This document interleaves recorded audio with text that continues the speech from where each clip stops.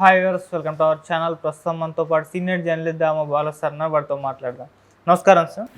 Sir, రోజు రోజుకు కూడా వైసీపీ ఖాళీ అయిపోవడం మనం చూస్తున్నాం సార్. ఇవాళ మరో ముగ్గురు జనసేన పార్టీలో జాయిన్ అయిపోతున్నారు. వీళ్ళతో పాటు ఇంకొంతమంది కూడా నేతలు అవుతున్నారనే వార్తలు వినిపిస్తున్నాయి. మరి ఏం జరుగుతుంది వైసీపీ పార్టీలో? మరి ఎందుకు జగన్మోహన్ రెడ్డి గారు దీన్ని కంట్రోల్ చేయలేకపోతున్నారు? మరి మీరేం చెప్తారు సార్ దీని గురించి?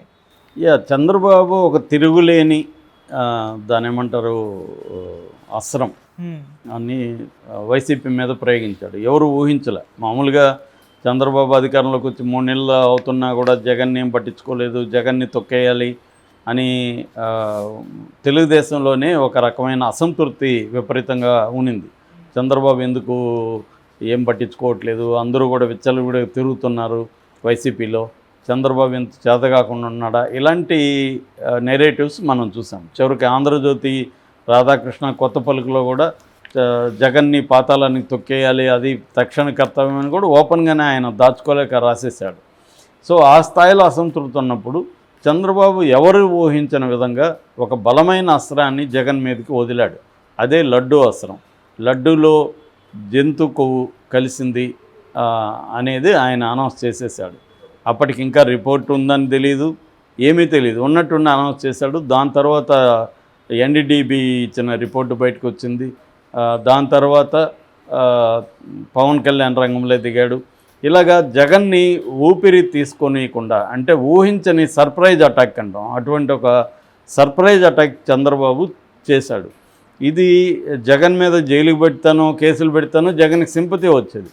కానీ చంద్రబాబు ఊహించని క్లవర్ ఇంటెలిజెంట్ అటాక్ ఏదైతే ఉందో ఇది జగన్ని కంప్లీట్గా డిఫెన్స్లో పడేసి, జగన్కి ఎలా రియాక్ట్ అవ్వాలో దీని పట్ల అర్థం కాలేదు. జగన్ వైపు నుంచి ఎవరు రియాక్ట్ అయ్యారు? ఫస్ట్ వైవి సుబ్బారెడ్డి అయ్యాడు. ఆయన కూడా ఏమయ్యాడు? నిరూపించాను, ఇంకోటి ఛాలెంజ్ చేస్తాను అనట్లే. ఫస్ట్లో ఆయన ఏమన్నాడు? నేను ప్రమాణం చేస్తా, భార్య బిడ్డలతో వచ్చి నువ్వు చేయన్నాడు. ప్రమాణాలతో తెగేది కాదు కదా ఇది. అబద్ధం చెప్పి కూడా మనం ప్రమాణం చేయొచ్చు, ఏమవుతుంది? కాబట్టి రియాక్ట్ అవ్వల. చివరికి జగనే రంగంలో దిగాల్సి వచ్చింది. మామూలుగా అయితే వైసీపీలో ఒక డజన్ మంది రంగంలో దిగి అటాకులు మొదలు పెడతారు. నానీలు 2-3 నానీలు, తర్వాత రోజా, తర్వాత అంబటి రాంబాబు, బొత్స సత్యనారాయణ, ఇలాగ ఒక 10 మంది రంగంలో దిగుతారు. కానీ ఇక్కడ ఈసారి ఎవరు రంగంలో దిగలేదు. ఓన్లీ వైవి సుబ్బారెడ్డి, జగనే ఉన్నారు బిగినింగ్లో. అప్పటికి లేట్ అయిపోయింది. దాని తర్వాత భూమన కరుణాకర్, నిజానికి ఆయన ముందు దిగి ఉండాలి. ఎందుకంటే ఆయన టీటీడీ చైర్మన్గా తర్వాత మొన్నటి వరకు ఆయనే కదా ఉన్నాడు, తెలుగుదేశం గవర్నమెంట్ రాకముందు. వైవి సుబ్బారెడ్డి అంతకుముందు ఉన్నాడు. సో ఆయన రంగంలోకి రాలేదు. రోజా వీళ్ళందరూ తర్వాత మెల్లగా వచ్చారు. సో జగన్ రంగంలో దిగి జగన్ ఏం చేయాలో తెలియక జగన్ లెటర్ రాశాడు. ఆ లెటర్లో ఏం రాశాడు? మీ బీజేపీ మంత్రులు రికమెండ్ చేసిన వాళ్ళు అందరూ టీటీడీ బోర్డులో ఉన్నారు కదా, వాళ్ళకి తెలియదా వాళ్ళు ఏం చేస్తున్నారని అది రైట్కి వచ్చింది జగన్ అడగడం. ఎందుకంటే టీటీడీ బోర్డు తెలియకుండా ఇట్లాంటి కల్తీ వస్తుందా? వాళ్ళు మరి బోర్డు ఏం చేస్తుంది? బోర్డులో బీజేపీ వాళ్ళు ఏం చేస్తున్నారు? హిందూ మతానికి పరిరక్షకులు అని చెప్పి బీజేపీ ఏం చేస్తుంది? ఇవన్నీ ప్రశ్నలు కరెక్టే, కానీ అది సరిపోదు. ఇది ఎందుకంటే ఇది పొలిటికల్ అటాక్, అతనేమో టెక్నికల్గా అడుగుతున్నాడు, అది సరిపోలేదు. దాని తర్వాత రోజాను రంగంలో దించారు. దాని తర్వాత నిన్న లేటుగా ఎవరు మన నాని, కొడాలి నాని అండ్ పేర్ని నాని రంగంలోకి వచ్చారు. తర్వాత అంబటి వచ్చాడు. ఇలాగా మెల్లమెల్లగా వైసీపీ వాళ్ళు జగనే వాళ్ళని ఏంటి మీరు అన్నట్టుగా పంపించాడా అన్నట్టుగా ఉంది. ఎందుకంటే జగన్ రివ్యూ మీటింగ్లు పెట్టి దీని మీద చేశాడు. సో ఇదంతా సరిపోవట్లేదు. అంటే తెలుగుదేశం చంద్రబాబు విసిరిన అస్త్రాన్ని తట్టుకోవడానికి రెడీగా లేరు, వాళ్ళు బలహీనంగా ఉన్నారు. ఇది నేషనల్ వైడ్ పేరప్ అయిపోయింది. హిందూ సంఘాల రంగంలో దిగాయి. ఆ తర్వాత వైసీపీ సోషల్ మీడియా అనేక ప్రశ్నలు లేవనెత్తింది. నిజానికి అనేక ప్రశ్నలు ఉన్నాయి దీంట్లో, కానీ ఇవన్నీ ఆలోచించే లోపలనే వెళ్ళిపోయింది. అదేదంటారు కదా, నిజం బయలుదేరే లోపల అబద్ధం ప్రపంచాన్ని చుట్టూ వచ్చేస్తుందని. అలాగా ఇది అబద్ధం నిజం పక్కన పెడితే చంద్రబాబు ఉపయోగించిన ఒక పొలిటికల్ అస్త్రం అని చెప్పొచ్చు. ఇది పొలిటికల్ అస్త్రం అనేది జగన్ని కంప్లీట్గా ఇది చేసింది. ఈ కాంటెక్స్ట్లో మరోవైపు ఈరోజు ఒక పెద్ద ప్రమాదం జగన్కి జరుగుతుంది. ఆ ప్రమాదం ఏంటంటే, ఫస్ట్ టైము జనసేనలోకి వైసీపీ నాయకులు చేరుతున్నారు ఈరోజు.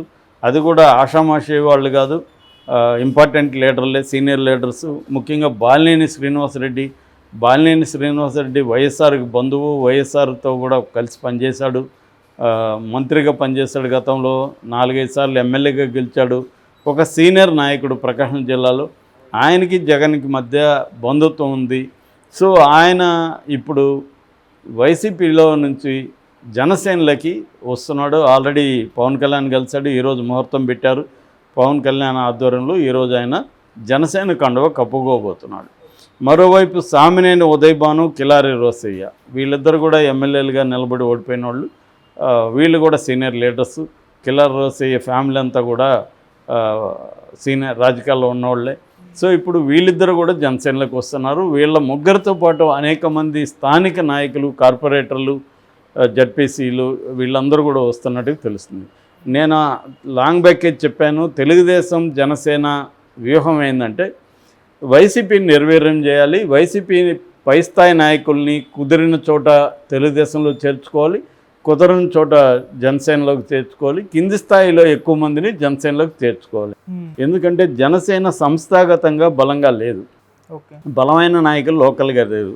సో ఇప్పటికంటే ఏదో గట్టెక్కి వచ్చాడు పవన్ కళ్యాణ్, చంద్రబాబు అలయన్స్ వల్ల, బీజేపీ చంద్రబాబు అలయన్స్ వల్ల పవన్ కళ్యాణ్ 21 స్థానాల్లో గెలవగలిగాడు, రాగలిగాడు, 2 ఎంపీ సీట్లు తెచ్చుకోగలిగాడు. నెక్స్ట్ రేపొద్దున చంద్రబాబుతో చెడి బీజేపీ పవన్ కళ్యాణ్ జాయింట్గా వెళ్ళాలంటే పవన్ కళ్యాణ్కి స్ట్రాంగ్ సంస్థాగత నిర్మాణం ఉండాలి.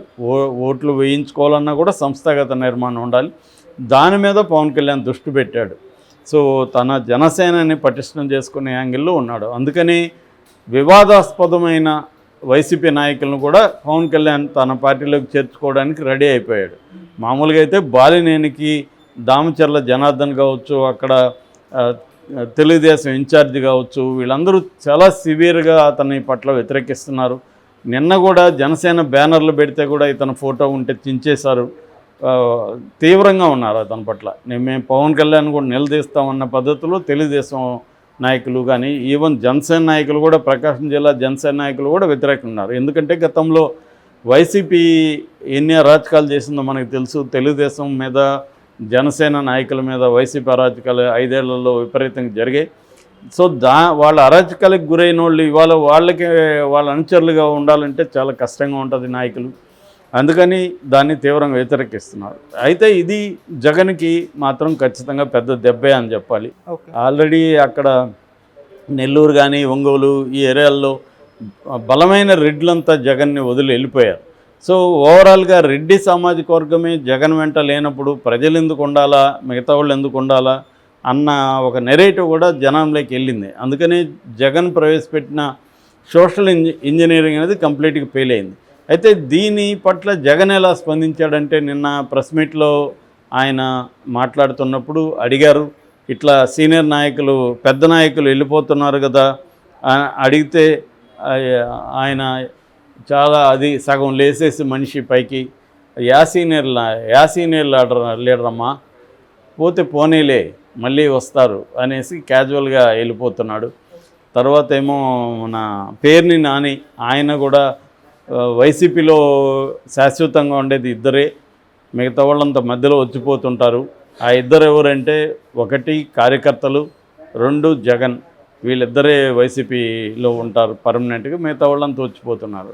టెక్నికల్గా కరెక్టే, వైసీపీ అనే కాదు, ఇక్కడ ఫర్ ఎగ్జాంపుల్ ఇక్కడ మనం బీఆర్ఎస్ తీసుకున్నా అదే పరిస్థితి కదా. రీజనల్ పార్టీలో నాయకులకు దగ్గరగా ఉన్న వాళ్ళు మాత్రం ఉంటారు తప్ప మిగతా అంతా వాళ్ళు జంప్ అయ్యేది అనేది కామనే. కానీ అది కామన్ అయినప్పటికీ కూడా ఖచ్చితంగా ఇది నష్టమే. ఎందుకంటే వైసీపీని వివిధ ఏరియాల్లో ఉన్న స్ట్రాంగ్ లీడర్షిప్ అంతా వీడితే మళ్ళీ లీడర్షిప్ని నిర్మించుకోవడం అంత ఈజీ కాదు. లీడర్లు ఏమి గాల్లో నుంచి రారు, ప్రజా పోరాటాల నుంచి దీని నుంచి వస్తారు. వాళ్ళని డెవలప్ చేసుకోవడం కష్టమే. కాకపోతే ఈ మెయిన్ స్ట్రీమ్ రాజకీయాల్లో ఉన్న ఇంకోటి ఏంటంటే, నువ్వే లీడర్లను తయారు చేసుకోవాల్సిన అవసరం లేదు, నువ్వు కొనుక్కోవచ్చు, అవతల వాళ్ళ దగ్గర నుంచి లాక్కోవచ్చు, ఇవన్నీ కూడా సాధ్యం. కాబట్టి వీళ్ళే లీడర్లను